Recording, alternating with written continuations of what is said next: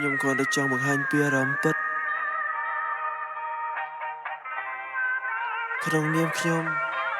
ក៏ជាយុវជនស្នេហាជាតិដូចជាគេមួយរូបដែរបើកលេចមកទិដ្ឋភាពប្រជាជនខ្ញុំត្រូវការជំនួយប្រជាជនយើងភៀសខ្លួនបែកបាក់គ្រួសារខ្សែរកឲ្យជួយចាក់ស្ដែងតម្រូវឲ្យរត់ព្រោះតែជីវិតនេះមានតែមួយប៉ុន្តែសត្រូវចង្រៃໄວមិនសំចៃវាប្រឹងតែពួយ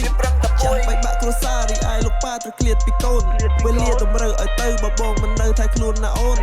ជាតិជាងមានតែមួយជីវិតបង្មួយមិនឲ្យជាតិសូន្យបើសិនមិនឃើញត្រឡប់ជីវិតបញ្ចប់ត្រូវមើលថែកូនជីវិតកំសត់តែពេលណាទៅផុតទុក្ខរកកោះត្រយមិនឃើញពេលណាទៅបានសំណុក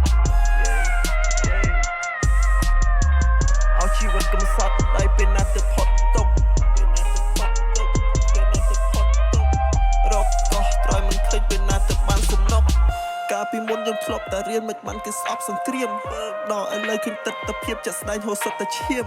ឃើញប្រជាជនខ្ញុំភៀសសឹកព្រោះត្រូវបានគេបំពានវាជាសត្រូវប្រវត្តិសាស្ត្រដូនតាវាមកបៀតបៀនវាឈ្លានពានវាបៀតបៀនរោគរៀងទាំងយប់ទាំងថ្ងៃប្រជាជនខ្ញុំភៀសសឹកខ្លះត្រូវបាត់បង់កម្រៃឃើញមានទាំងចាស់មានទាំងក្មេងខ្លះនៅមិនទាន់នឹងអី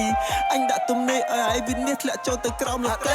យ៉ាងណាក៏សូមដឹងគុណទៅកាន់លោកបងកងទ័ពស៊ូពលីបដូរជីវិតយកខ្លួនទៅពាំងគ្រាប់មិនស្ដាយជីវិតបដូរសង្ខារយ៉ាងណាត្រូវកាប់ពីឲ្យជាប់តស៊ូជីវិតនឹងសត្រូវមកឈ្លានពានដោយមិនបាច់រាប់បួងសួងដល់មេឃដល់ទេវតាអរិយក្តីជួយការពារបងដែលហ៊ានគ្រប់ទិសទីគ្រប់បារមីអរគុណដល់ការលះបង់ដើម្បីជាតិព្រោះទឹកដីអរគុណទៅដល់សន្តិភាព Prime Minister សម្ដេចធិបតី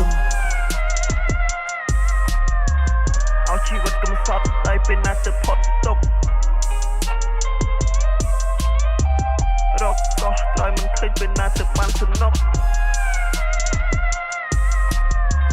អោជីវិតកំសត់តែពេលណាទៅផុតទុក្ខរកកោះត្រយមិនឃើញពេលណាទៅបានសំណុកអោជីវិតកំសត់តែពេលណាទៅផុតទុក្ខរកកោះត្រយមិនឃើញពេលណាទៅបានសំណុក